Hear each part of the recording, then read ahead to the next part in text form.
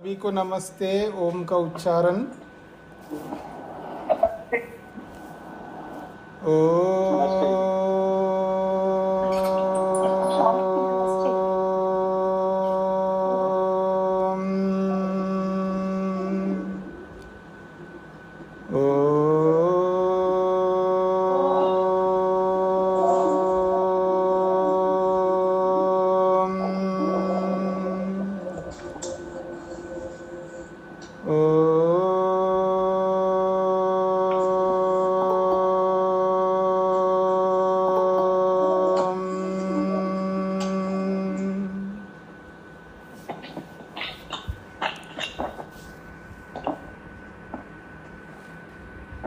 न्याय दर्शन के प्रथम अध्याय के प्रथम आन्निक के तीसरे सूत्र को लेकर के विचार चल रहा है। अपना माइक बंद करिएगा माता सत्यवती जी, अपना ध्यान रखिए।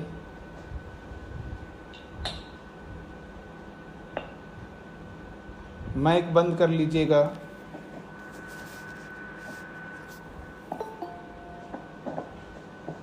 मेरी आवाज नहीं सुन रही हैं आप? माइक बंद करिए।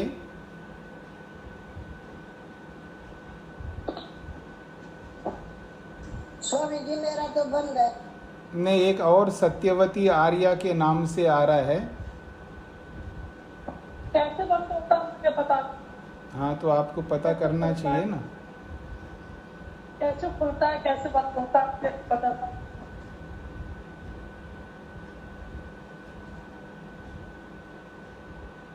हाँ, आप अपने बच्चों से पूछ लीजिएगा, अभी तो मैंने बंद कर दिया। हाँ जी, आगे बढ़ते हैं। पृष्ठ संख्या 13 पर है प्रत्यक्ष अनुमान उपमान शब्दाः प्रमाणानि। प्रमाणों के विभाग कर दिया है। प्रमाण, प्रत्यक्ष, अनुमान, उपमान और शब्द यानी आगम प्रमाण। इस प्रकार से 4 प्रकार के प्रमाण होते हैं। तो प्रमाणों का विभाग करके भाष्यकार अपनी ओर से यहाँ पर एक एक प्रमाण की परिभाषा संक्षेप से करते हैं।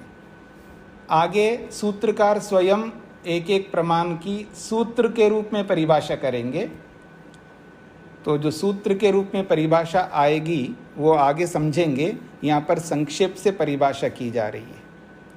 कल हमने विचार किया था प्रत्यक्ष किसे कहते हैं। तो यहाँ प्रत्यक्ष 2 प्रकार को लेकर के 2 प्रकार से प्रत्यक्ष को प्रस्तुत किया था। अक्षस्य अक्षस्य प्रतिविषयम वृत्ति ही प्रत्यक्षम।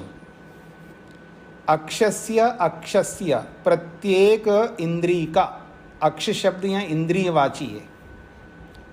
प्रत्येक इंद्रिय का, प्रत्येक का मतलब है 5 इंद्रियां हैं। ज्ञानेंद्रियों की बात हो रही है क्योंकि ज्ञान का विषय ज्ञानेंद्रियों का है। तो 5 ज्ञानेंद्रियों का, प्रत्येक ज्ञानेंद्रिय का प्रतिविषयम, प्रत्येक विषय के साथ। विषय भी 5 हैं, रूप रस गंध स्पर्श और शब्द। तो प्रत्येक इंद्रिय का प्रत्येक विषय के साथ जब वृत्ति होती है उसका नाम प्रत्यक्ष है। अब वृत्ति क्या होती है, वृत्ति किसे कहते हैं? तो वृत्तिस्तु सन्निकर्षः ज्ञानं वा। वृत्ति के 2 अर्थ किए। एक का नाम है सन्निकर्ष और दूसरे का नाम है ज्ञान। वृत्ति के 2 अर्थ हैं यहाँ पर। जब यहाँ पर प्रत्यक्ष के संदर्भ में यदि वृत्ति शब्द का अर्थ आपसे पूछा जाए तो आपको 2 अर्थ बताना है। यहाँ वृत्ति शब्द का, वृत्ति शब्द के 2 अर्थ है, एक सन्निकर्ष है और एक ज्ञान है। सन्निकर्ष का अर्थ होता है संपर्क, संबद्धता, मिलना। जैसे मैं आपके हाथ मिला दूं या कोई जैसे हाथ मिलाता है ना, तो हाथ मिलाते हैं या एक दूसरे के शरीर के साथ संपर्क होता है, टच करते हम। तो ऐसे ही ये जो नेत्रेंद्रिय की रश्मियां हैं, आधुनिक दृष्टि को ध्यान में रखते हुए नहीं बोला जा रहा है, उसकी भी चर्चा आएगी आगे। अपनी आंखों में रश्मियाँ होती है जिसको चक्षु रश्मि कहते हैं। वो आँख से बाहर निकल करके बाहर के वस्तु के साथ जुड़ जाती है वो रश्मि।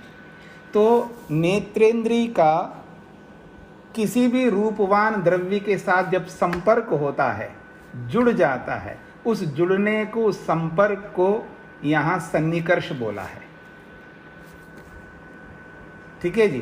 तो आँख जब नेत्रेंद्रिय किसी भी रूपवान वस्तु के साथ जुड़ जाती है, उस जुड़ने को, उस संपर्क को न्याय दर्शन की भाषा में सन्निकर्ष कहते हैं। इंद्रिय का अर्थ के साथ जब सन्निकर्ष होता है तो उस सन्निकर्ष को ही प्रत्यक्ष माना है। अब उस सन्निकर्ष से जो ज्ञान होता है उसको भी वृत्ति कहा है, ज्ञानम। तो ज्ञान को भी वृत्ति कहा, सन्निकर्ष को भी वृत्ति कहा, लेकिन वृत्ति को प्रत्यक्ष बोला है। अर्थात प्रत्यक्ष दो प्रकार का हो गया। एक तो संपर्क मात्र को भी प्रत्यक्ष कहते हैं, और संपर्क से जो ज्ञान होता है हमको उसको भी प्रत्यक्ष कहते हैं। तो ये प्रत्यक्ष प्रमाण दो प्रकार का है, सन्निकर्ष के रूप में भी प्रमाण है वो, और ज्ञान के रूप में भी प्रमाण है। यानी प्रत्यक्ष प्रमाण के दो अर्थ हैं। एक सन्निकर्ष, इंद्रिय और विषय के साथ जो सन्निकर्ष होता है उसको प्रत्यक्ष प्रमाण कहते हैं, और उस सन्निकर्ष से जो ज्ञान होता है उसको भी प्रमाण कहते हैं। तो दो अर्थ क्यों किया है उसका कारण बताया जा रहा है। यदा यदा सन्निकर्ष तदा ज्ञानम प्रमिति। जब वो सन्निकर्ष को प्रमाण मानेंगे तो प्रमाण से क्या पता लगता है जी? प्रमेय का पता लगता है, क्योंकि प्रमाण ही अर्थ परीक्षणम, प्रमाणों से ही तो अर्थ की परीक्षा करते हैं हम लोग। प्रमाण से किसी चीज को, किसी वस्तु को समझते हैं हम लोग। तो जब यदा सन्निकर्ष, जब सन्निकर्ष को हम प्रमाण मानेंगे, प्रत्यक्ष प्रमाण, तदा उस स्थिति में ज्ञानम प्रमिति, ज्ञान जो है प्रमिति बन जाती है, अर्थात ज्ञान प्रमेय बन जाएगा। वहां पर सन्निकर्ष प्रमाण बनेगा, यानी सन्निकर्ष साधन बनेगा, और ज्ञान जो है वो प्रमेय बन जाएगा। यदा ज्ञानम, और जब ज्ञान को ही प्रमाण मानेंगे, ज्ञान को ही साधन बनाएंगे। प्रमाण तो साधन होता है ना, जनाने का साधन होता है प्रमाण। तो जब ज्ञान ही प्रमाण बन जाएगा, ज्ञान जब प्रत्यक्ष वृत्ति को, वृत्ति का अर्थ ज्ञान है एक, तो वो प्रमाण बन जाएगा। यहाँ क्योंकि वृत्ति प्रत्यक्ष है जी, याद रखना। प्रत्यक्ष किसको कहते हैं? वृत्ति को कहते हैं प्रत्यक्ष। और वो क्या प्रत्यक्ष है? सन्निकर्ष के रूप में और ज्ञान के रूप में। ठीक है। तो जब ज्ञान को प्रमाण मानेंगे तब उस ज्ञान से तीन बुद्धियां बनती हमारे, तीन प्रकार की बुद्धि, अर्थात तीन प्रकार की स्थिति बनती है हमारे मन के अंदर। यदि वो जो रूप को आप देख रहे हो, अगर वो आपके लिए उपयोगी है तो आप क्या करेंगे? उसको ग्रहण करेंगे, उपादान करेंगे। और अगर आपके लिए वो रूप हानिकारक है तो उसका हान करेंगे, अर्थात उसको त्याग करेंगे, उसको नहीं चाहेंगे, नहीं देखना चाहेंगे आप उस रूप को। और यदि देखना ही पड़ रहा है लेकिन देखना नहीं चाहते हैं तो उपेक्षा करेंगे। तो हान, उपादान, उपेक्षा बुद्धयः, तीन प्रकार की बुद्धियां बनती हैं, और ये तीन प्रकार की बुद्धि ही फल बन जाएगा, उस ज्ञान का फल बनेगा। ज्ञान का फल हम ज्ञान क्यों कर रहे हैं? ज्ञान इसलिए कर रहे हैं हम, या तो उसको पकड़ सके, या उसको त्याग कर सके, या उससे उपेक्षा कर सके। तीनों में से एक करेंगे हम। और ये तीन स्थितियां कल जैसा मैंने बताया था आपको उदाहरण के माध्यम से, प्रत्येक पदार्थ के साथ होता है। वो चाहे वो माता हो, पिता हो, सास हो, बहू हो, पति हो, पत्नी हो, गुरु हो, शिष्य हो, जितने भी संबंध है सबके साथ होता है। जड़ पदार्थों के साथ भी होता है, चेतन पदार्थों के साथ होता है। जहां जहां हम प्रत्यक्ष करेंगे वहां वहां ये तीन प्रकार की बुद्धियां बनेंगी। जिसको भी हम देखेंगे आंखों से, या तो वो देखने योग्य मानोगे, या ना देखने योग्य मानोगे, या देखते हुए भी उपेक्षा करने योग्य मानोगे आप।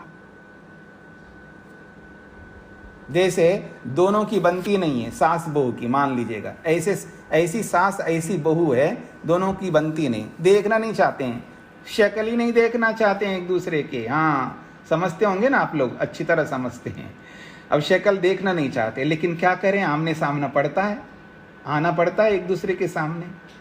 तो जब एक दूसरे के सामने आएंगे तो आप उपेक्षा करोगे, नजरअंदाज करोगे, अनदेखा करेंगे। वो आपका नजरअंदाज करना, अनदेखा करना, वो द्वेष रूप में होता है, वो हान के रूप में जाएगा। लेकिन अगर आप में से समझदार होंगे, समझदार का मतलब समझदार, न तो राग रखेंगे न द्वेष रखेंगे, तो उसको उपेक्षा कहते हैं।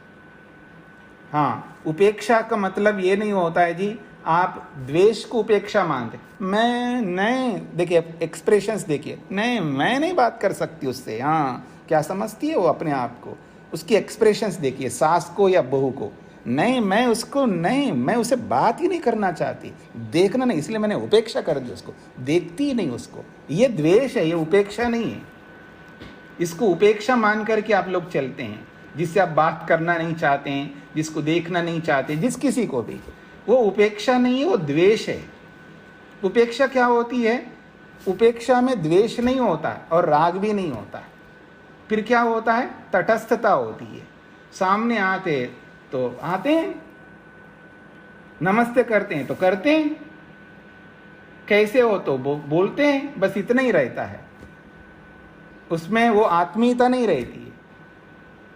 और व्यवहार, इसको कहते हैं सामान्य व्यवहार, मानवीयता का व्यवहार। ठीक है, आप उनके प्रति आपकी आस्था नहीं है, उनको अपनाना नहीं चाहते हैं, और उनके साथ वो राग नहीं रखना चाहते हैं और द्वेष भी नहीं रखना चाहते हैं, तो सामान्य व्यवहार होता है।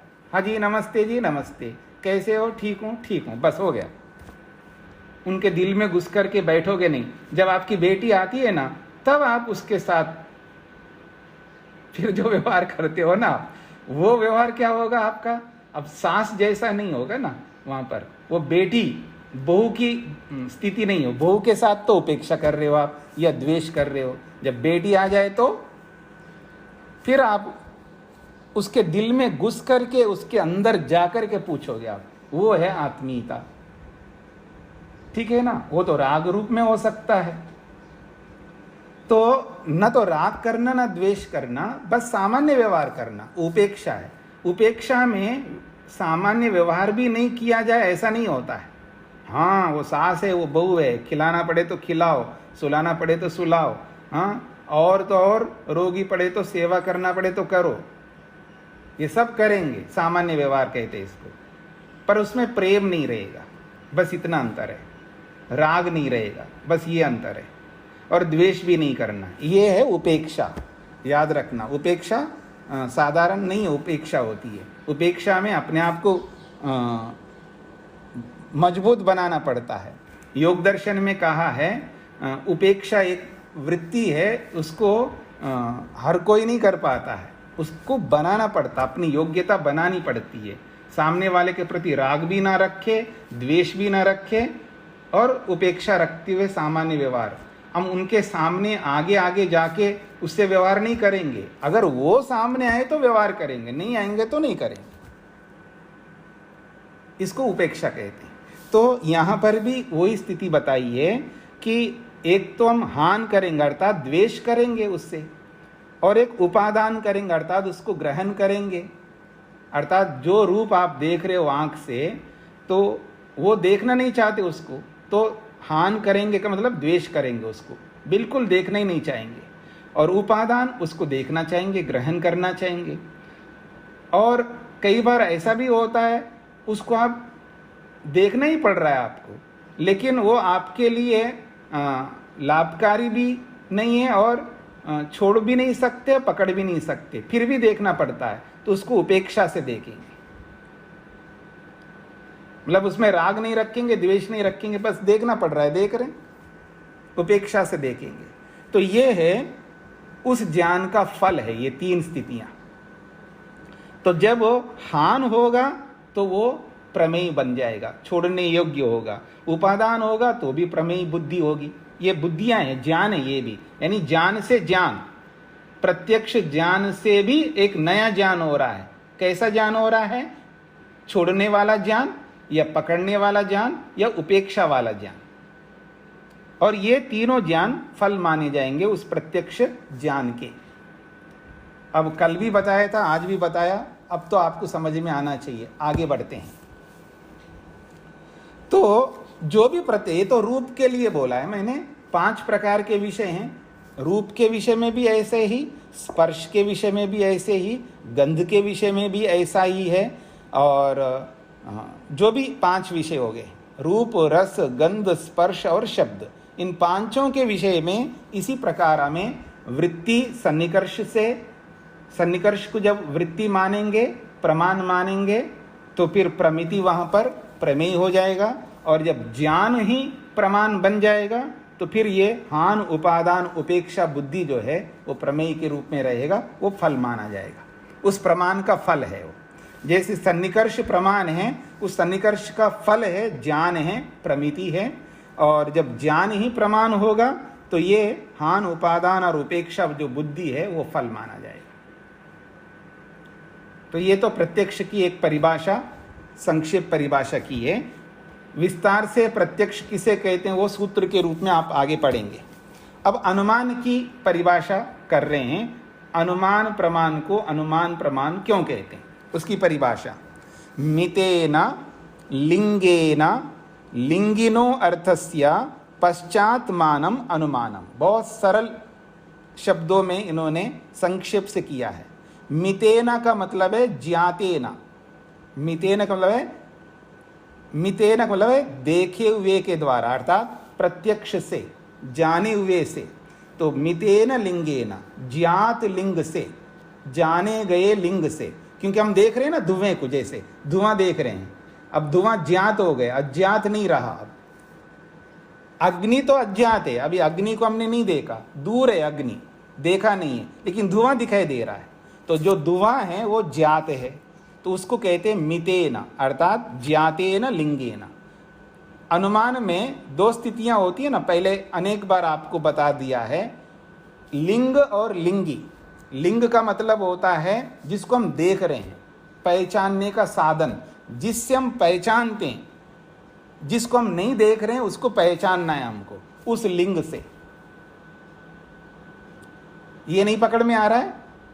छोटे से बच्चे को देखिएगा, वो लिंग है आपके सामने, बच्चा दिख रहा है, प्रत्यक्ष है, और उसकी माँ आपके सामने नहीं है, उस बच्चे के पास में नहीं है, तो आप पहचानते नहीं पहचानते, इसकी माँ होगी, इसका पिता होगा। समझ में आ रहा है आप लोगों को? तो एक तो दिखाई दे रहा है, वो जो दिखाई देने वाला है वो लिंग है, और जो नहीं दिखाई देने वाली है वो लिंगी है। ऐसे समझ लीजिएगा। तो मितेन लिंगेन, ज्ञात लिंग से, यानी प्रत्यक्ष चिन्ह से। लिंगिनो अर्थस्य, जो लिंगी है, जो अर्थ है, जो दिखाई नहीं दे रही है वस्तु, उसका, उस वस्तु का पश्चात, बाद में होने वाला ज्ञान। पश्चात मानम, पश्चात मानम इति ज्ञानम। जो ज्ञात लिंग से अज्ञात लिंगी का बाद में होने वाला जो ज्ञान है उसको अनुमान कहते हैं। बाद में होने वाला का मतलब है पहले तो आपको लिंग का ज्ञान हो रहा है और वो प्रत्यक्ष हो रहा है, और उस प्रत्यक्ष लिंग से अप्रत्यक्ष लिंगी का ज्ञान हो रहा है। वो कब हो रहा है जी? बाद में हो रहा है ना। पहले तो आपको लिंग का ज्ञान हो रहा है, प्रत्यक्ष ज्ञान, उसके बाद में हो रहा है ज्ञान, इसलिए उसको कहते हैं पश्चात मानम। मानम इति ज्ञानम। तो शब्दार्थ होगा ज्ञात लिंग से अज्ञात लिंगी रूपी अर्थ का बाद में होने वाला ज्ञान या बाद में होने वाले ज्ञान को अनुमान कहते हैं। शब्दार्थ ये होगा ज्ञात लिंग के द्वारा अज्ञात लिंगी रूपी अर्थ का बाद में होने वाले ज्ञान को अनुमान कहते हैं। ये शब्दार्थ हो जाएगा। स्पष्ट हो गया जी? अनुमान को समझने का प्रयत्न करिएगा। अनुमान में 2 होते हैं, एक प्रत्यक्ष होता है और एक अप्रत्यक्ष होता है। प्रत्यक्ष से अप्रत्यक्ष को समझना ही अनुमान कहलाता है। जैसे बच्चे को देख करके बच्चे की मां को हम समझ रहे हैं, बच्चा सामने दिख रहा है, बच्चे को छोड़िएगा, मैं आपको देख रहा हूं, और आपके पिताजी का अनुमान कर लूँगा, इनके पिता होंगे, इनकी माँ होंगी, भले है आज किसी के है या नहीं है पर थे, ऐसा भी कह सकता हूँ मैं। अगर बिना माता पिता के तो आप नहीं हो सकते हैं, तो आप तो मेरे को प्रत्यक्ष हो रहा है, लेकिन आपके माता पिता का प्रत्यक्ष नहीं है, मैंने नहीं देखा उनको, कभी नहीं देखा, आपने दिखाई नहीं, तो कैसे देखूंगा। तो अब अनुमान तो कर सकता हूँ ना, आपके माता पिता होंगे या थे, दोनों में से एक ज्ञान कर लूंगा मैं, या है या थे, किसी के हैं और किसी के थे, ये होगा। मेरे को देख के मेरे माता पिता का भी आप अनुमान करेंगे, मैं ये बता सकता हूँ वो नहीं है, दोनों नहीं है, ठीक है जी, माता भी नहीं पिता भी नहीं, दोनों नहीं है, तो अनुमान तो करेंगे इनके भी माता पिता थे। अनुमान हो रहा नहीं हो रहा है आप लोगों को मेरे को देख करके? तो इसको कहते हैं ज्ञात लिंग से, अर्थात प्रत्यक्ष लिंग से अप्रत्यक्ष लिंगी रूपी अर्थ का बाद में होने वाले मानम ज्ञानम, बाद में होने वाले ज्ञान को अनुमान कहते हैं। इसी तरह अनुमान होता है, जहां भी आप अनुमान करेंगे ऐसा ही रहेगा, एक प्रत्यक्ष रहेगा, एक प्रत्यक्ष नहीं रहेगा। तो प्रत्यक्ष से अप्रत्यक्ष को जानने को अनुमान कहते हैं, प्रत्यक्ष से अप्रत्यक्ष को जानने का नाम अनुमान है।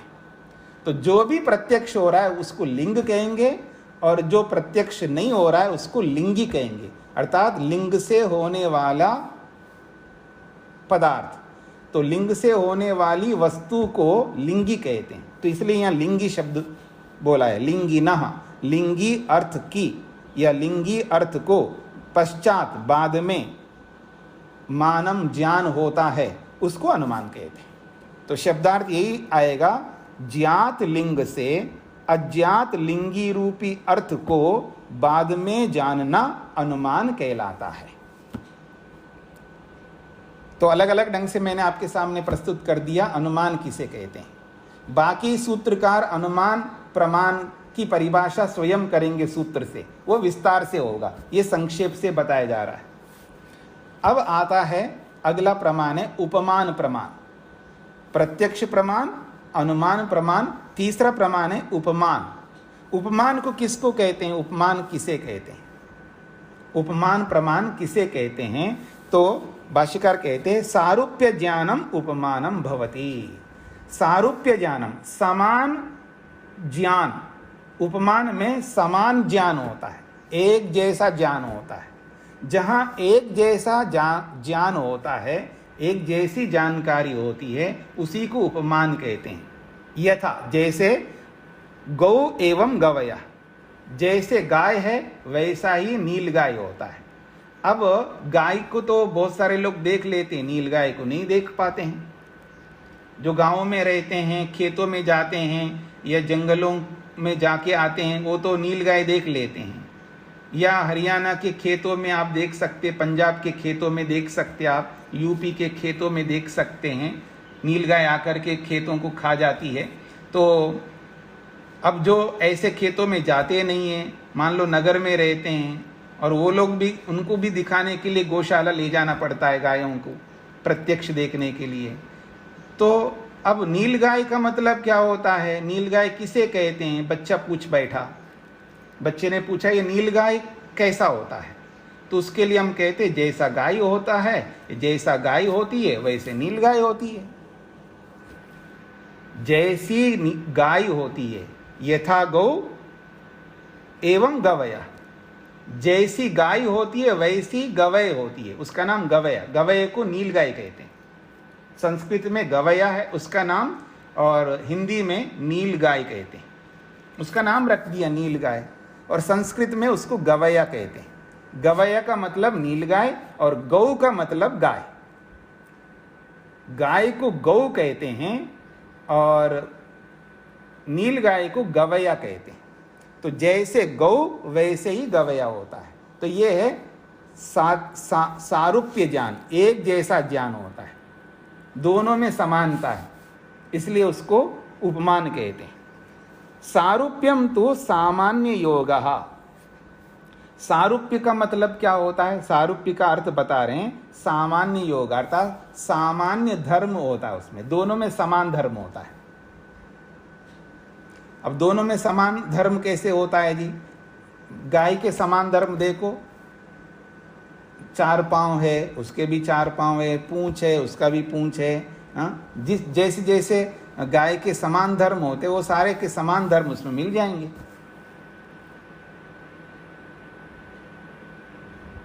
उसी जैसा होता है। एक कुत्ता होता है ना, कुत्ता, और कुत्ते जैसा भी एक होता है, उसको क्या बोलते हैं आप? जंगल में होता है हाँ, गीदड़ होता है। अब गीदड़ को नहीं जानता है व्यक्ति, गीदड़ को नहीं जानता है। अगर आप जू में जाकर के देखो अथवा जंगलों में जाकर के देखो तो मिलेगा, नहीं तो आपको अफ्रीका ले चलूं जी, दक्षिण अफ्रीका चलोगे मेरे साथ? कौन कौन चलेगा? हाथ खड़ा करना। तो अब बहुत सारे पशुओं को दिखा दूंगा वहां पर। कहने का अभिप्राय है, अब गीदड़ को नहीं जानता बच्चा तो उसको कहेंगे जैसा कुत्ता वैसा गीदड़। ये है उपमान, जैसे कुत्ता वैसे गीदड़, ये उपमान है। तो उपमान जो है इसी प्रकार के होंगे। अब मैं एक नया उपमान देता हूं। कोयल के गान को आप समझते हैं ना? कोयल जब गाता है तो बहुत अच्छा सुरीला आवाज होता है उसका। तो अब किसी को कहना ये कैसा गाता है? जैसा कोयल, जैसे कोयल गाता वैसे गाता है। तो ये उपमान हो गया। दोनों में समानता है ना। लता मंगेशकर कोयल की तरह गाती थी, तो ये उपमान हो गया। तो एक समान धर्म दोनों में जब दिखाएंगे इसको उपमान कहते हैं। जैसा कोयल वैसे लता मंगेशकर, ये उपमान कहलाएगा। जैसे गौ वैसे नीलगाय, ये उपमान कहलाएगा। जैसे कुत्ता वैसे गीदड़, ये उपमान कहलाएगा। तो इसलिए कहते हैं इसको सारूप्य ज्ञानम, एक जैसा ज्ञान होता है दोनों में। तो जहां जहां एक जैसा ज्ञान होता है वहां उपमान उसको कहा जाता है, उपमान प्रमाण कहते हैं उसको। यानी जानी हुई वस्तु के द्वारा ना जानी हुई वस्तु को जानना। पर यह सारूप्य ज्ञान से, समान ज्ञान से, अनुमान में और इसमें थोड़ा सा अंतर है। यह भी अनुमान के अंतर्गत आता है, लेकिन इसको अलग कर दिया है, व्यापकता की दृष्टि से अलग करके उपमान बनाया। तो कहते हैं सारूप्य ज्ञान, समान ज्ञान से हम समझते हैं। एक जैसा ज्ञान जहां होता है, तो यहां पर भी वैसा ही, एक को हम जान रहे हैं, एक को नहीं जान रहे हैं, लेकिन उसी जैसा ज्ञान होता है, वहां पर समान ज्ञान होता है। तो जहां जहां समान ज्ञान होता है वहां वहां ये उपमान में जाएगा। अब बेटे को देख करके देखिए, बेटे को देख करके माँ का ज्ञान हो रहा है, यहाँ समान ज्ञान नहीं होगा। जैसा बेटा वैसा माँ, ऐसा जरूरी नहीं है ना। जैसा बेटा वैसा पिता जरूरी नहीं है ना। यहाँ समान ज्ञान नहीं है, लेकिन जहां जहां समान ज्ञान आएगा वहां वहां उपमान प्रमाण माना जाएगा।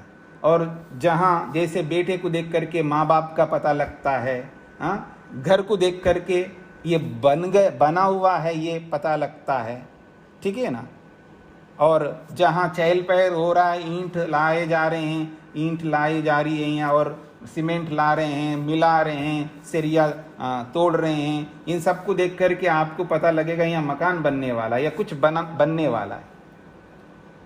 तो ऐसे ही एक प्रत्यक्ष और एक जिसको हमने प्रत्यक्ष नहीं किया उसका हम ज्ञान कर लेते हैं, वो तो अनुमान में जाएगा। लेकिन जहाँ समान ज्ञान होता है, जैसा कुत्ता वैसा गीदड़, जैसी गाय वैसा नील गाय, तो ऐसा जब समान ज्ञान से बोध हो रहा होता है उसको उपमान कहते हैं। अब आगे बढ़ते हैं जी। उपमान आपके सामने आ गया है। अब शब्द प्रमाण के बारे में बताएंगे। चौथा प्रमाण है शब्द प्रमाण।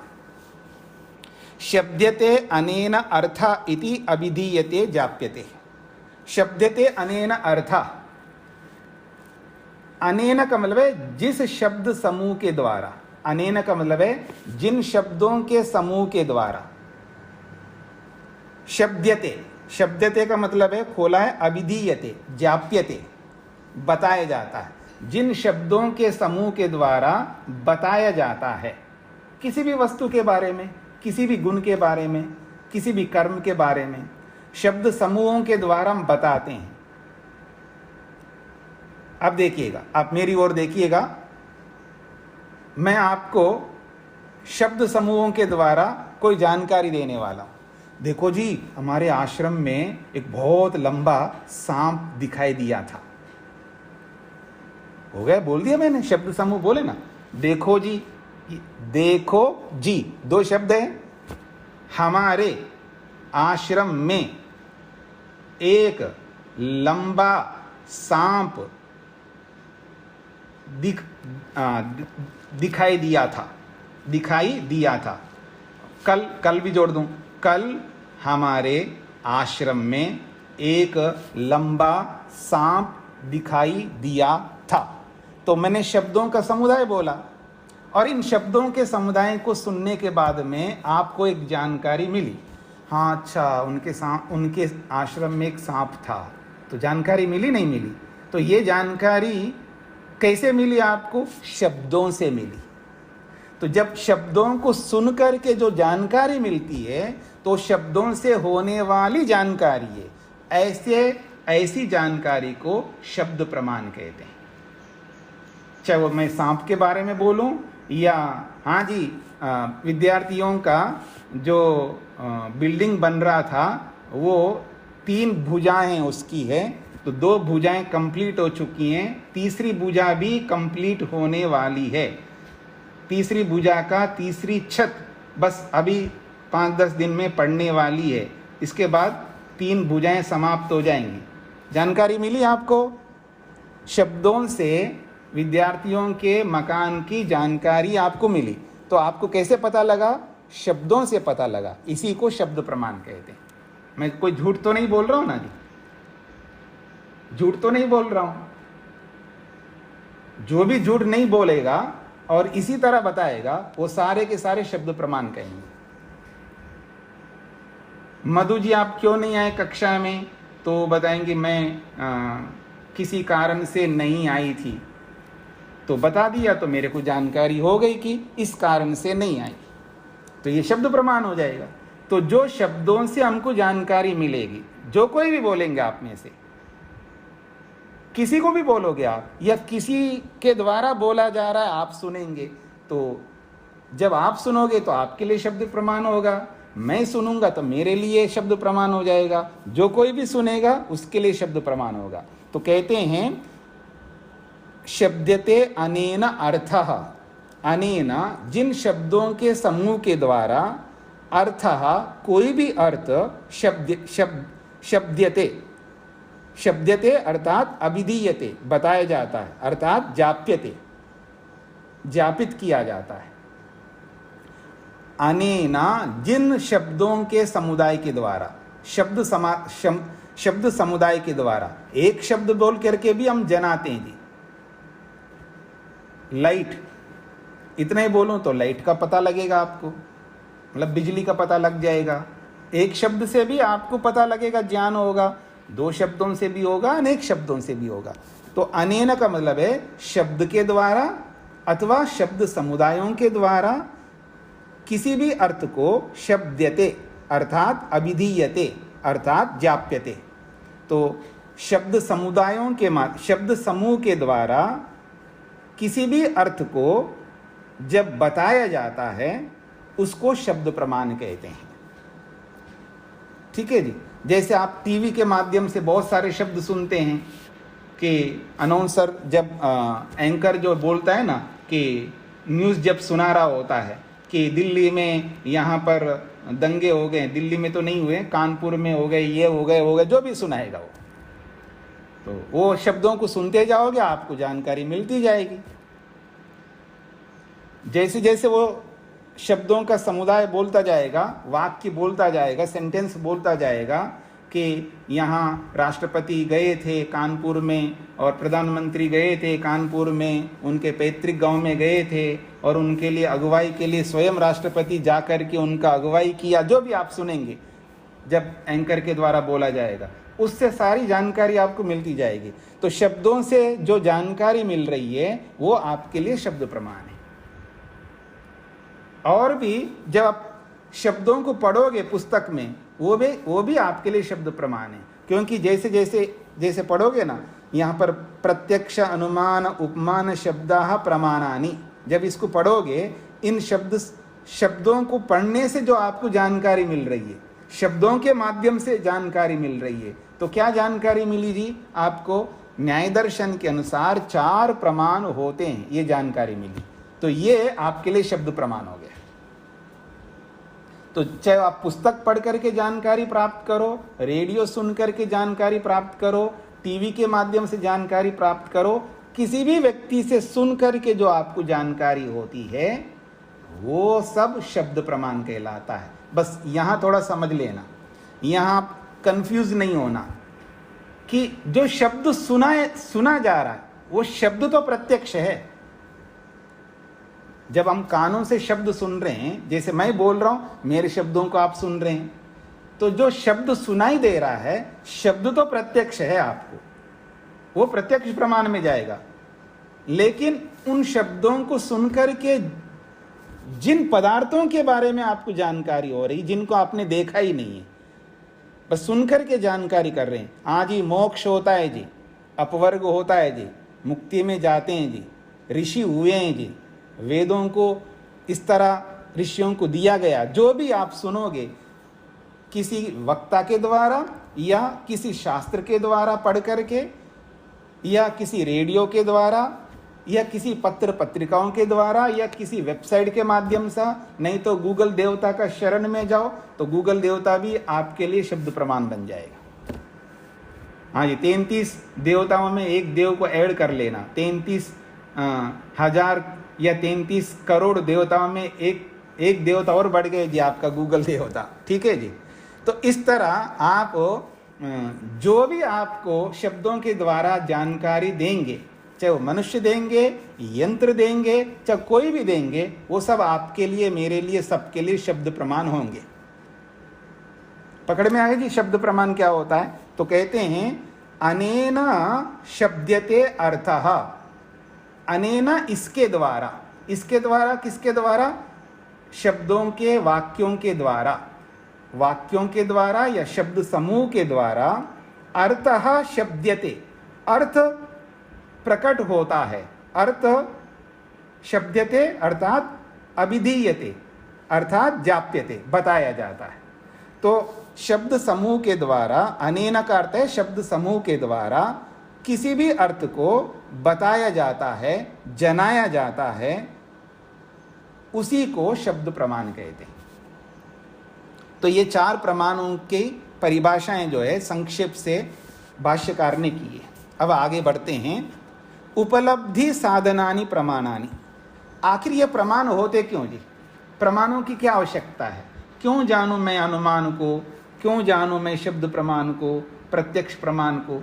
मेरे लिए क्या मान्य रखते हैं प्रमाण, क्या मैटर रखते हैं, मतलब मेरे लिए क्या उपयोगिता है इनकी, क्या महत्व है इन प्रमाणों की मेरे जीवन के लिए? तो कहते हैं उपलब्धि साधनानि प्रमाणानि, इसके बिना तो हम किसी को भी उपलब्ध नहीं कर सकते, यानी किसी भी चीज को प्राप्त नहीं कर सकते, प्रमाण से ही हम पा सकते हैं जी। तो उपलब्धि साधनानि प्रमाणानि, प्रमाण जो है प्राप्ति के साधन है। उपलब्धि का मतलब है यहाँ पर प्राप्ति, प्राप्ति के साधन होते हैं प्रमाण। बिना प्रमाण के कोई भी प्राप्ति नहीं हो सकती, चाहे वो धन की प्राप्ति हो, चाहे सुख की प्राप्ति हो, चाहे शांति की प्राप्ति हो, किसी की भी प्राप्ति हो, प्राप्ति के साधन होते हैं प्रमाण। और मनुष्य को तो बहुत कुछ प्राप्त करना है, क्योंकि बहुत कुछ अप्राप्त है। अप्राप्त को प्राप्त करने के साधन प्रमाण होते हैं, ये इसका अर्थ है उपलब्धि साधनानि प्रमाणानि। अप्राप्त को प्राप्त करने के प्रमाण साधन होते हैं। इति, इस बात को कैसे हम समझें? प्रमाण जो है प्राप्ति के साधन होते हैं, इस बात को कैसे समझे? अब थोड़ा सा व्याकरण को भाषा विज्ञान के माध्यम से समझाया जा रहा है, समझने का प्रयत्न करिएगा। समाख्या निर्वचन सामर्थ्यात् बोद्धव्यम, ये प्रमाण उपलब्धि के साधन होते हैं। ये बात हम कैसे समझें, हम क्यों माने कि प्रमाण उपलब्धि के साधन होते हैं? तो उसका हेतु दे रहे हैं, उसका कारण बता रहे हैं। समाख्या निर्वचन सामर्थ्यात्, समाख्या कहते हैं नाम को, संस्कृत में नाम को समाख्या कहते हैं जी। मैं आपका क्या नाम है ऐसा भी पूछ सकता हूं। तव किम समाख्या वर्तते, तव किम समाख्या वर्तते, इसका अर्थ है आपका क्या नाम है। तो समाख्या का अर्थ है नाम, नामा भी बोल सकते हो और समाख्या भी बोल सकते हो। तो समाख्या निर्वचन सामर्थ्यात्, नाम के निर्वचन सामर्थ्य से, जब नाम का निर्वचन किया जाता है, निर्वचन का मतलब है विश्लेषण, जो नाम रखते हैं ना उस नाम का विश्लेषण किया जाता है, यानी उस नाम रखने का मतलब बताया जाता है। तो निर्वचन का मतलब है विश्लेषण। नाम के विश्लेषण के सामर्थ्य से जो प्रमाण नाम रखा है ना, अपने आप उस नाम में ही ये अर्थ विराजमान है। जैसे किसी को विनय नाम रखते हैं, उस नाम में विनय विराजमान है नाम के अंदर। किसी का नाम सौम्य रखा आपने, सौम्य, उस नाम में ही सौम्यता विराजमान है नाम के अंदर। मतलब उस नाम का अर्थ पता लगता है नाम को। जैसे सौम्य बोलते हैं, सौम्य का अर्थ समझ में आ रहा है हमको। विनय बोलते हैं, विनय समझ में आ रहा है आपको। समझ में आ रहा है नहीं आ रहा है? तो ऐसे ही नाम के निर्वचन से ही पता लगता है कि प्रमाण को प्रमाण क्यों कहते हैं। क्योंकि प्रमाण उपलब्धि के साधन होते हैं, प्राप्ति के साधन होते हैं। कैसे पता लग रहा है? नाम के निर्वचन से, अर्थात नाम के विश्लेषण से पता लगता है। तो नाम के विश्लेषण से हमें ये पता लगता है कि प्रमाण का मतलब है ये उपलब्धि के कारण होते हैं, उपलब्धि के साधन होते हैं, इसलिए उनको प्रमाण कहा। प्रमाण को प्रमाण इसलिए कहा है क्योंकि वो उपलब्धि के प्राप्ति के साधन कारण होते हैं। ये बात उस प्रमाण नाम से ही पता लगता है। तो प्रमाण के नाम से कैसे पता लग रहा है? तो कहते हैं समाख्या निर्वचन सामर्थ्यात्, नाम के निर्वचन सामर्थ्य से, नाम के विश्लेषण सामर्थ्य से बोद्धव्यम, जान लेना चाहिए। कैसे? उसको बता रहे हैं। प्रमीयते अनेन इति प्रमाणम, आगे प्रमाणम जोड़ना है आपको या प्रमाणानि जोड़ना है, क्योंकि एक वचन में है तो प्रमाणम कहेंगे। तो प्रमीयते अनेन इति प्रमाण, प्रमाण शब्द का ही अर्थ है प्रमीयते अनेन, जिससे जाना जाता है। प्रमाण शब्द का अर्थ है, ये प्रमाण नाम का निर्वचन है, यानी प्रमाण नाम का विश्लेषण है। प्रमाण को प्रमाण क्यों कहते हैं? तो प्रमीयते अनेन, जिस अनेन, जिसके द्वारा, प्रमीयते, जाना जाता है। जैसे प्रत्यक्ष के द्वारा किसी वस्तु को हम जानते हैं, अनुमान के द्वारा भी जानते हैं, उपमान के द्वारा भी जानते हैं, शब्द के द्वारा भी जानते हैं। तो जिसके द्वारा प्रमीयते, जाना जाता है, उसको प्रमाण कहते हैं। तो ये प्रमाण जो नाम है, इस नाम के विश्लेषण से पता लगता है कि ये किसी को जनाने वाला है, और जिसको भी जना रहा है ये प्रमाण, उससे हमको क्या होता है? प्राप्ति होती है। जब प्रमाण कहता है कि सुख इसको कहते हैं, दुख इसको कहते हैं, मुक्ति इसको कहते हैं, नरक इसको कहते हैं, जो भी प्रमाण बताएंगे उससे हमको उपलब्धि होती है नहीं होती है? किसी को हम पकड़ते हैं, किसी को छोड़ते हैं। छोड़ना भी उपलब्धि है, पकड़ना भी उपलब्धि है, उपेक्षा रखना भी उपलब्धि है हमारे लिए। तीन प्रकार की स्थितियां बनती है। प्रमाणों से हम तीनों स्थितियों में रहते हैं। कुछ को पकड़ते हैं, कुछ को त्याग करते हैं, और कुछ में उपेक्षा रखते हैं। हाँ, उपेक्षा का और सरल उदाहरण दूं जो मैं, आपके अपने अपने घरों में उपेक्षा वाली बहुत सारी चीजें होती हैं, जिसको आप स्टोर रूम कहते हो ना, जिसका यूज आप नहीं करते हो वहां डाल देते हो स्टोर रूम में। उनके प्रति आपकी उपेक्षा है, यूज नहीं करते हैं आप लोग। उसे द्वेष भी नहीं है आपको। हाँ हाँ, ये बहुत अच्छा आपको समझ में आएगा उदाहरण। वो जो स्टोर रूम में जो भी रखते हो आप, जिसका आपको प्रयोग नहीं करना है, उनसे द्वेष भी नहीं है और उनसे राग भी नहीं है। बस थोड़ा सा राग नहीं, मतलब पूरा सर्वथा राग नहीं, ऐसा नहीं बोलना चाह रहा हूं। मतलब आप उसको फेंकना भी नहीं चाहते हैं, किसी को देना भी नहीं चाहते, लेकिन रख रख करके खुश होना चाहते हैं। उपेक्षा है, यूज नहीं करना चाहते हैं, मतलब उसका यूज भी नहीं कर रहे हो, प्रयोग भी नहीं कर रहे हो, लेकिन दे भी नहीं रहे हो, फिर भी स्टोर रूम में रख के रखते हो आप। ऐसे बहुत लोग होंगे आप में से। कैसे लोग होंगे देखो, परिग्रह, ना खुद खाना ना दूसरे को खिलाना। ठीक है जी, उठाओ फेंको दे दो जिसको देना है, रखो मत, कबाड़ा इकट्ठा मत करो। खैर चलिए, तो कहने का अभिप्राय ये है, उपेक्षा का मतलब है ऐसा होता है जैसे स्टोर रूम में कुछ चीजें रखी हैं जिनसे हम प्रेम भी नहीं कर रहे हैं, जिनसे हम द्वेष भी नहीं कर रहे हैं, लेकिन रखे तो ऐसी उपेक्षा होती है। ऐसे प्रमाणों से भी तीन स्थितियां बनती है। प्रमाणों से जो जो जाना जाता है वो प्राप्तव्य होते हैं, या त्याग करने योग्य होते हैं, या उपेक्षा बुद्धि रखने योग्य होते हैं। तो ये कह रहे हैं, इस नाम के निर्वचन से ही पता लगता, प्रमाण रूपी नाम के निर्वचन से ये पता लगता है कि प्रमाण को प्रमाण इसलिए कहते हैं। किस लिए कहते हैं? जिससे जाना जाता है उसको प्रमाण कहते हैं। इति करणार्थ अभिधाना। ये जो प्रमाण शब्द है, ये करण समझते हैं जी आप लोग।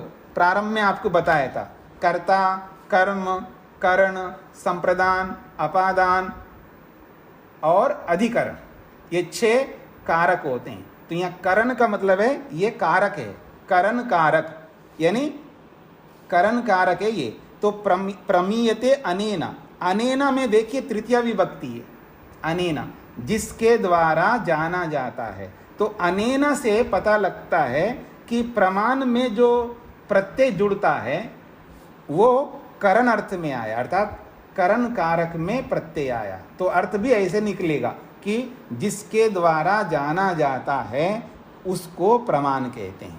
तो प्रमाण शब्द में जो प्रत्यय जुड़ा है वो करण कारक में आया है, साधन अर्थ को बताने के लिए आया है, द्वारा अर्थ को बताने के लिए आया है। आपकी भाषा में यही हो सकता है, जैसे द्वारा अर्थ होता है ना, इसके द्वारा, उसके द्वारा, किसके द्वारा। तो ये द्वारा जो बोलते हैं, तो ये सब जो है साधन के लिए आते हैं, साधन अर्थ को बताने के लिए तृतीया विभक्ति होती है। तो ऐसे यहाँ पर अनेन में जो तृतीया विभक्ति हुई है ये करण कारक में हुई है, साधन को बताने के लिए हुई है। तो प्रमाण साधन होता है, तो प्रमाण शब्द में जो प्रत्यय हुआ है वो करण कारक में हुआ है। तो इसलिए अर्थ निकलता है जिसके द्वारा जाना जाता है उसको प्रमाण कहते हैं। तो करण अर्थ अभिधाना ही प्रमाण शब्द। ये जो प्रमाण शब्द है करण अर्थ को बताने वाला है, अर्थात साधन अर्थ को बताने वाला है। यह व्याकरण का विषय हो गया। अब कहते हैं इसके आगे, तद विशेष समाख्याया, तद विशेष समाख्यायाः अपि तथैव व्याख्यानम्। तद विशेष का मतलब है एक केवल प्रमाण शब्द को लेकर के बताया। और प्रमाण का विशेष क्या है जी? प्रमाण में एक प्रत्यक्ष है, एक अनुमान है, एक उपमान है और एक शब्द है। प्रमाण के विशेष है ना, तद विशेष में प्रमाणस्य विशेष समाख्याया, प्रमाणों के जो विशेष नाम है ना, प्रत्यक्ष, अनुमान, उपमान और आगम यानी शब्द, उनके अलग अलग नाम है। प्रत्यक्ष का नाम, प्रत्यक्ष नाम अलग है, अनुमान नाम अलग है और उपमान नाम अलग है और शब्द नाम अलग है। प्रमाण तो सामूहिक नाम हो गए। प्रमाण के मतलब प्रमाण बोलते ही सभी प्रमाण आ जाएंगे। प्रमाण शब्द तो सामूहिक नाम है, प्रमाण शब्द सामूहिक नाम है, पर उस प्रमाण के विशेष कंटेंट क्या है? कंटेंट ये 4 है। तो तद विशेष समाख्याया, उस प्रमाण के जो विशेष नाम वाले प्रमाण हैं उनका भी तथैव व्याख्यानम, वैसा ही व्याख्या समझ लेना चाहिए। अर्थात वो सब करण अर्थ में होंगे। प्रत्यक्ष प्रमाण भी करणार्थ में है, अनुमान प्रमाण भी करणार्थ में है, उपमान प्रमाण भी करणार्थ में है और शब्द प्रमाण भी करणार्थ में, अर्थात करण कारक में सब में प्रत्यय होंगे, ऐसे समझ लेना चाहिए, क्योंकि सभी प्रमाण है। पकड़ में आ रहा है जी। अब आगे बढ़ते हैं जी। किम पुनः प्रमाणानि प्रमेयम अभिसंप्लवन्ते, बड़ी विशेष बात कही जा रही है, समझने का प्रयत्न करना। किम पुनः प्रमाणानि प्रमेयम अभिसंप्लवन्ते, प्रमाण क्या करते हैं जी? प्रमाण जो है किसी भी वस्तु को जनाने में कारण बनते हैं, मतलब किसी भी वस्तु को समझना चाहते हैं उसमें प्रमाण चाहिए होता है। बिना प्रमाण के किसी भी वस्तु को हम जान नहीं सकते, चाहे वस्तु हो, चाहे गुण हो, चाहे कर्म हो। किसी कर्म को समझना है तो भी प्रमाण चाहिए, किसी भी गुण को समझना है तो प्रमाण चाहिए, किसी भी वस्तु द्रव्य को समझना है तो भी प्रमाण चाहिए। तो कहते हैं किम पुनः प्रमाणम, ये जो प्रमाण है, प्रमेयम जो जानने योग्य वस्तु होती है ना, प्रमेय, तो क्या प्रमाण किसी एक प्रमेय को समझने के लिए सारे प्रमाण लागू होते हैं, मतलब सारे प्रमाण चाहिए? अभिसंप्लवन्ते का मतलब है जुड़ जाते हैं, मतलब किसी एक प्रमेय को समझने के लिए जरूरी है कि चारों प्रमाण होने चाहिए, ये प्रश्न किया जा रहा है। किसी वस्तु को हम जानना चाहते हैं तो उसके लिए चारों प्रमाण चाहिए।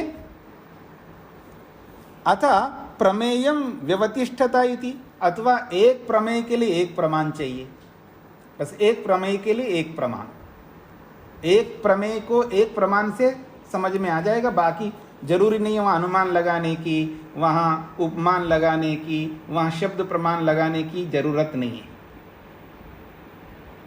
ये प्रश्न किया जा रहा है, किसी प्रमेय को जानने के लिए क्या चारों प्रमाणों का प्रयोग करना जरूरी है, आवश्यक है या नहीं है, ये प्रश्न किया जा रहा है। तो उसी को समझाने के लिए बोला जा रहा है किम पुनः प्रमाणानि प्रमेयम अभिसंप्लवन्ते, क्या ये चारों प्रमाण किसी प्रमेय को सिद्ध करने के लिए जरूरी है? अभिसंप्लवन्ते का मतलब है उस प्रमेय के साथ जुड़ जाते हैं, उस प्रमेय को जनाने के लिए जरूरी है सभी प्रमाणों का। अथवा प्रमेयम व्यवतिष्ठता इति, अर्थात एक प्रमेय के लिए एक प्रमाण व्यवस्थित हो जाता है, भाई इस प्रमेय को जानने के लिए केवल यही प्रमाण चाहिए, बाकी की जरूरत नहीं है। किसी प्रमेय के लिए कोई प्रमाण, किसी प्रमेय के लिए कोई प्रमाण। प्रश्न समझ में आ रहा है सबको? उदाहरण से और समझ में आ जाएगा। तो उत्तर दिया उभयथा दर्शनम, देखो जी दोनों प्रकार से देखा जाता है। किसी किसी वस्तु को समझने के लिए चारों प्रमाण चाहिए और किसी किसी वस्तु को समझने के लिए चारों की जरूरत नहीं, एक से काम चलेगा। उभयथा दर्शनम, दोनों प्रकार से देखा जाता है। अब सबसे बड़ी बात बताई जा रही है, अस्ति आत्मा। अब आत्मा के बारे में हमको प्रमाण चाहिए जी। अस्ति आत्मा इति आप्तोपदेशात् प्रतीयते, आत्मा है ये कैसे पता चलेगा जी? आप्त के उपदेश से पता लगता है। तो आत्मा के विषय में कह रहे हैं अस्ति आत्मा इति आप्तोपदेशात् प्रतीयते, यानी यह शब्द प्रमाण से जाना जा रहा है आत्मा के बारे में। आत्मा अस्ति, आत्मा है, कैसे पता लगा? आप्तोपदेशात्, आप्तोपदेशात्, उपदेशात् का मतलब है आप्त व्यक्ति के द्वारा बताया जाने से, और आप्त का मतलब है जो व्यक्ति आत्मा को जानता है, चाहे वो प्रत्यक्ष से जानता है या अनुमान से जानता है या शब्द प्रमाण से जानता है। आप्त तीनों प्रकार के लोग होंगे। आप्त का ये मतलब नहीं होगा उसको हर चीज प्रत्यक्ष हो, कोई जरूरी नहीं है। वही आप्त बनेगा जिसको सब प्रत्यक्ष हो, ऐसा कोई जरूरी नहीं है। ये ईश्वर के लिए तो सिद्ध है, क्योंकि ईश्वर के लिए तो सब प्रत्यक्ष होता है, इसलिए सबसे बड़ा आप्त परमात्मा है हमारे लिए। आप्त वचनम परमम प्रमाणम, ये महर्षि पतंजलि कहते हैं, विशेष रूप से कहा उन्होंने। महर्षि पतंजलि ने परमात्मा को सर्वोत्कृष्ट आप्त माना है। वो एक वचन बोलते हैं महर्षि पतंजलि, अक्सर जो लोग प्रवचन करते हैं उनमें इस वचन का प्रयोग करते हैं। देखो आप क्या बोलते हैं, आई डोंट केयर, मैं नहीं मानता, आप कौन है, कुछ भी हो सकते हैं, मैं नहीं मानता आपकी बात। मैं क्या बोल रहा हूँ, आप नहीं मानते, ना आप मेरी बात मान रहे हैं और ना मैं आपकी बात मान रहा हूँ। आप अपनी बात अपने घर पे रखो, मैं अपनी बातों को अपनी घर पे रखूँगा, फिर मानेंगे किसका? उसके बारे में वो कहते हैं शब्द प्रमाण का वयम यत् शब्द आहा तदस्माकं प्रमाणम। शब्द प्रमाण का वयम यत् शब्द आहा तद अस्माकं प्रमाणम। ये महर्षि पतंजलि के शब्द है। ये आपको योग दर्शन में नहीं मिलेंगे, ये व्याकरण में मिलेगा। व्याकरण का महाभाष्य यानी व्याकरण को एक्सप्लेन किया महर्षि पतंजलि ने। कभी सुना है आपने? महर्षि पतंजलि एक ऐसे ऋषि हैं जो एक बहुत बड़ा ग्रंथ है जिसको व्याकरण कहते हैं, जो पाणिनि ने अष्टाध्यायी बनाई है, सूत्र बनाए हैं लगभग 4000। उन 4000 सूत्रों की व्याख्या की है, एक्सप्लेन किया है, उसको महाभाष्य कहते हैं। उस महाभाष्य के अंतर्गत महर्षि पतंजलि ने ये वचन बोला है, देखो आप क्या बोलते हो मैं नहीं मानता, मैं क्या बोलता हूं मत मानना, लेकिन जो ईश्वर कहता उसको आपको और मेरे को सबको मानना है। अर्थात वहां ईश्वर से वेद को लेते हैं, क्योंकि ईश्वर को तो हम लोग सब सुनते नहीं, तो ईश्वर का मतलब वेद, जो वेद कहता है वो हमारे लिए परम प्रमाण है। यत् शब्द आहा, जो वेद कहता है वो हम सबके लिए प्रमाण है। ना मैं आपकी बात मानूंगा ना आप मेरी बात मानना, क्योंकि दोनों ही गलत हो सकते हैं, क्योंकि हम दोनों मनुष्य हैं। लेकिन भगवान गलत नहीं होता है, वो आप्त है, उसको परम आप्त बोला है। महर्षि पतंजलि ने परमात्मा को परम आप्त माना है और उससे ठस से मस नहीं होते थे वो पतंजलि। जो वेद कहता है उसके लिए लकीरवत, लकीर के फकीर बोलते हैं ना आप लोग, लकीर के समान जो बोला उसको स्वीकार करना है, ननु नच कुछ नहीं करना, विचार भी नहीं करता व्यक्ति। और जो ऐसा चलता है ना वो बहुत तेजी से भगवान तक पहुंच जाता है। याद रखना, जो संशय करता है, पता नहीं ये सही बोल रहा नहीं बोल रहा है, हमेशा संशय, हमेशा संशय, संशय आत्मा विनश्यति, गीता में बोला है। जो संशय करता रहता है ना, माँ पर संशय, पिता पर संशय, देखो अपने लोगों पर हम कितना संशय करते हैं। माँ पर भी संशय है, पिता पर, पति पर, पत्नी पर, भाई पर, बहन पर, सास पर तो और ज्यादा हो सकता है, बहू पर, पता नहीं किस किस पर हमको संशय होता है। और जो संशय करता है वो आगे नहीं बढ़ सकता। भाई आपके अपने लोग हैं ना, आपको कितना लूटेंगे, आपको कितना धोखा देंगे, इतना नहीं दे सकते ना जितना बाहर के लोग देंगे। एक आध बात पर दे सकते हैं, ठीक है, इतना तो सहन करना चाहिए, भले आदमी आपको, विश्वास करो तो बहुत आगे बढ़ोगे। तो अपने लोगों पर जितना विश्वास करेंगे उतना हम आगे बढ़ सकते हैं। और जब ईश्वर पर, वेद पर हम विश्वास करेंगे तो 100% बढ़ेंगे।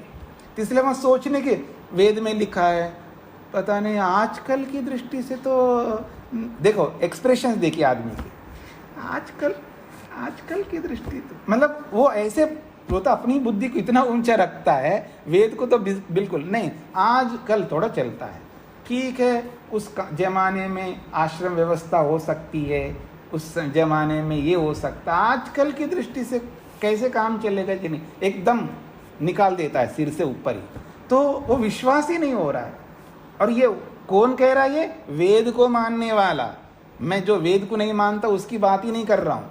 जो वेदों को मानता है, वेदों पर श्रद्धा रखता है, बोलता है वेद सब सत्य विद्याओं का पुस्तक है, वेद का पढ़ना कुछ भी बोल सकता है, बोलना तो बहुत इजी है ना। तो कहने का अभिप्राय है, हम अपने लोगों पर विश्वास नहीं करते तो ईश्वर पर कैसे कर पाएंगे। लेकिन ऋषि लोग ऐसे नहीं होते, ऋषि लोग परम प्रमाण मानते वेद को, ईश्वर को। तो इसलिए ईश्वर जो है सबसे बड़ा प्रमाण है। अस्ति आत्मा, आप्तोपदेश से पता लगता है। और पूर्ण आप तो परमात्मा है। और इस आप को लेकर के फिर हम कल का मतलब है परसों, कल तो अवकाश रहेगा, परसों समझने का प्रयत्न करेंगे। इसको यहीं पर विराम देते हैं। ओम शांति शांति शांति।